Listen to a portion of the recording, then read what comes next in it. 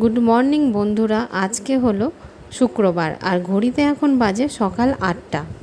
সকাল সকাল রেডি হয়ে বেরিয়ে পড়লাম। সঙ্গে যাচ্ছে আমার মাসি বাজারের ব্যাগ নিয়ে। আর যাচ্ছি আমরা সবজি বাজার, মাছ বাজার, অনেক কিছু বাজার করতে আমাদের এখানে রঘুনাথগঞ্জের বাজারে। স্কুলের ব্যাগ কাঁধে ওই খুদেকে দেখেই বুঝতে পারলাম যে আজকে আমি কত সকালেই না ঘুম থেকে উঠেছি। কথা বলতে বলতে চলে এসেছি আমরা আমাদের রঘুনাথগঞ্জের সবজি বাজারে। আর প্রথমেই আমরা চলে এলাম পাইকারি বাজারে।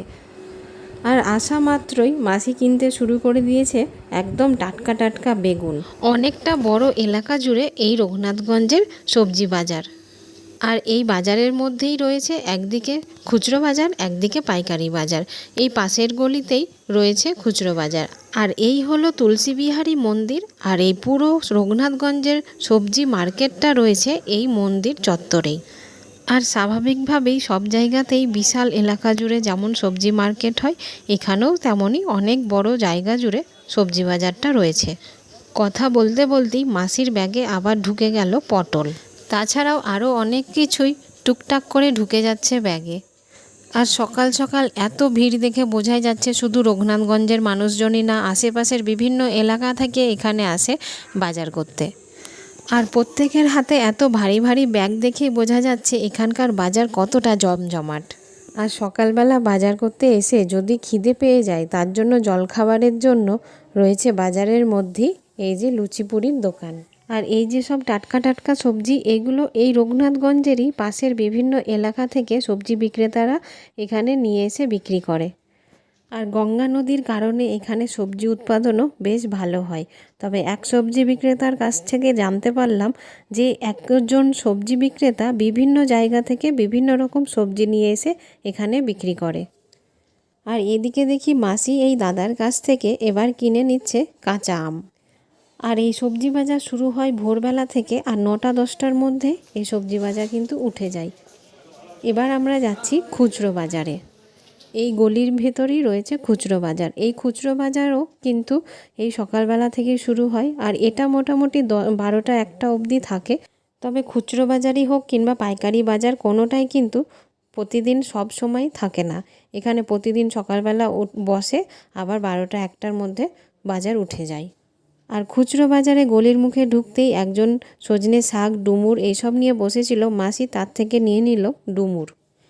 তবে এই সবজি বাজার ছাড়াও বিকেলের দিকে আর একটা সবজি বাজার বসে, সেটা রঘুনাথগঞ্জের অন্য আর একটা দিকে। আর এই রকম সবজি বাজার ছাড়াও অসময়ের জন্য টুকটাক সবজির দোকান শহরের বিভিন্ন জায়গাতেই রয়েছে। আর এদিকে হাঁক দিতে দিতে চলে যাচ্ছে লেবু চাওয়ালা। আর এই সকালবেলাটুকু চা ছাড়া যেন কারোরই মন মেজাজ একটু ফুরফুরে হয় না। তাই এক বিক্রেতা আর এক বিক্রেতাকে খাইয়ে দিল সুন্দরভাবে তৈরি করে লেবু চা। শহরে বাস করলেও কেবলমাত্র এনাদের জন্যই কেমন আমরা হাতের কাছেই সব কিছু পেয়ে যাই, সেটা তালশাঁসই হোক কিংবা কচুরলতিই হোক, কিছুই বাদ যায় না। মাসি চলেছে সামনে সামনে, আর আমি মাসিকে স্মরণ করতে করতে ওর পিছন পিছন হাঁটছি। আর মাসি এবার যে সবজিটি খুঁজে চলেছে সেটি হলো কাঁচকলা। তবে অনেকের কাছেই কাঁচকলা দেখতে পাচ্ছি, কিন্তু তা নেবে না। মাসি যার কাছে কাঁচকলা নেয় তার কাছেই নেবে। তবে এটা অস্বাভাবিক কিছু না, ডেলি বাজার করতে আসলে এরকম হয়েই থাকে। সবার ক্ষেত্রেই তাই হয়, চেনা পরিচিত ব্যাপারটা থেকেই থাকে। যেখানে যেটা নেওয়া হয় সেখানে সেটাই নাই। এবার আমাদের বাজারের থলিতে ঢুকছে একদম টুকটুকে লাল মিষ্টি কুমড়ো। আর এই চারিদিকে সবজির দোকানের মাঝে বসে আছে একজন বয়স্ক মহিলা, যিনি বিক্রি করছেন গুগলি। শুনেছি গুগলি খেলে নাকি চোখ ভালো থাকে, তবে এই খাবারটির প্রতি আমাদের কোনো আগ্রহ নেই। আর সবজি বাজার করতে এসে সবজি রান্নার জন্য যা যা প্রয়োজন সেটিও একবারেই বাজার করে নেওয়া যেতে পারে। রয়েছে অনেক মুদিখানার দোকান, আর এই গলিটা হচ্ছে পুরো মুদিখানার দোকানেরই গলি। আর তার মধ্যেই রয়েছে এই সবজি বাজার। মুদিখানার দোকান ছাড়াও এই গলিতে আছে মিষ্টির দোকান, চালের দোকান। আর এই দাদু নিয়ে বসে আছে পুজোর জন্য ফুল। এই গলিতে এলে কোনো কিছুই বাজার করা থেকে বাদ যাবে না আর কি। রাস্তার অবস্থা দেখে বোঝা যাচ্ছে কিনা জানি না, তবে যে চকচক করছে এগুলি হচ্ছে মাছের আঁশ। আর বুঝতেই পারছো এবার আমরা যাচ্ছি মাছের বাজারে। এই সবজি বাজারেরই মধ্যে দিয়ে একটু ভেতরের দিকে গলিতে গেলেই রয়েছে মাছের বাজার। আর এই মাছের বাজারটিও সবজি বাজারের মতনই, কেনাকাটা হয় বেলা হলেই, সব ধুয়ে মুছে পরিষ্কার করে উঠে যায়। তবে রঘুনাথগঞ্জে সন্ধ্যের পরে রাত্রে মাছের বাজারের কথা বলতেই হয় সদরঘাটের মাছের বাজার। বলা হয় মাছে ভাতে বাঙালি, কথাটা যেন একেবারে খাঁটি সত্যি। সেটা মাছের বাজারের ভিড় দেখলেই বোঝা যায়। সবজি বাজারের থেকে মাছের বাজারের মধ্যে যেন ভিড়টা আরও বেশি দ্বিগুণ।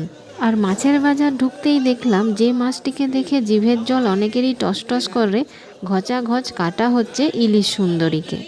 এক গামলা ভর্তি ইলিশের পিসগুলোর দিকে নজর অনেকেরই যাচ্ছে। তবে এই মাছগুলো নিশ্চয়ই কোনো অনুষ্ঠান বাড়ির জন্যই কাটা হচ্ছে, কারণ একজনের কথাবার্তা শুনে সেটাই মনে হলো। তো আমরা আরেকটু ভেতরের দিকে এগিয়ে গেলাম, তারপরে এইখানে দাঁড়িয়ে পড়লাম। আর এই মাছওয়ালার কাছে রয়েছে বড় বড় সাইজের রুই, যেগুলো সে কেটে কেটে বিক্রি করছে। তো মাসিও সেইখান থেকে রাউন্ড করে কেটে 500 মতো মাছ নিয়ে নিল। এছাড়াও ইনি বিক্রি করছিল মাছের ডিম, আর এই সময় তো মাছের ডিম বাজারে খুব ভালো পাওয়া যাচ্ছে। আর আমাদের বাড়িতে মাছের ডিমের যে কোনো আইটেম খেতে আমরা বেশ পছন্দ করি, তো সেটাও কিছুটা কেনা হলো। বড় ছোট মাঝারি কত প্রকারের কত ধরনের যে মাছ আছে তার ঠিক নেই। এই দাদু আবার দেখি বিভিন্ন রকমের চিংড়ি মাছ, ছোট মাছ এই সবই বিক্রি করছে। এনার কাছে কোনো বড় মাছ নেই, এই ছোট ছোট মাছগুলোই ইনি বিক্রি করছে। আর দাদু কি বলছে শোনো। কতদিন থেকে ব্যবসা করছো? বাজার সৃষ্টি যেদিন ওই দিন সেই থেকে। কতদিন আগে বাজার সৃষ্টি? টাইম শুরু হয় কখন থেকে? 5টা 5:30। আর দাদু বলল এই মাছ বাজার ভোর 5টা 5:30 থেকে আরম্ভ হয়ে যায়। এই রঘুনাথগঞ্জ শহর ছোট্ট শহর হলেও কোনো কিছুর কিন্তু এখানে খামতি নেই, সেটা এইরকম সবজি বাজার মাছ বাজারই হোক কিংবা অন্যান্য বাজারের ক্ষেত্রেও। ইনিও দেখছি বেশ বড় বড় সাইজের রুই কাতলা মাছ বিক্রি করছে। এছাড়াও প্রত্যেকের কাছেই রুই কাতলা মাছটাই বেশি দেখতে পাচ্ছি, অন্যান্য মাছও আছে। আর এই দিকে আরও সামনে দেখো আরও অনেক মাছ বিক্রেতা বসে আছে। আর মাছ বাজার থেকে বেরিয়ে আবার সবজি বাজারের দিকে যেতে বাম দিকে যে একটা রাস্তা চলে গেছে, একটুখানি গিয়েই পাওয়া যাবে মাংসের দোকান। তো আমাদের আজকের মতো বাজার হাট করা এখানেই শেষ হলো।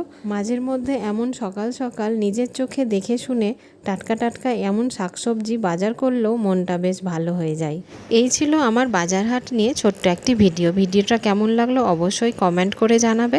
আর আবার আসবো নতুন অন্য কোনো ভিডিও নিয়ে। ততক্ষণের জন্য টাটা।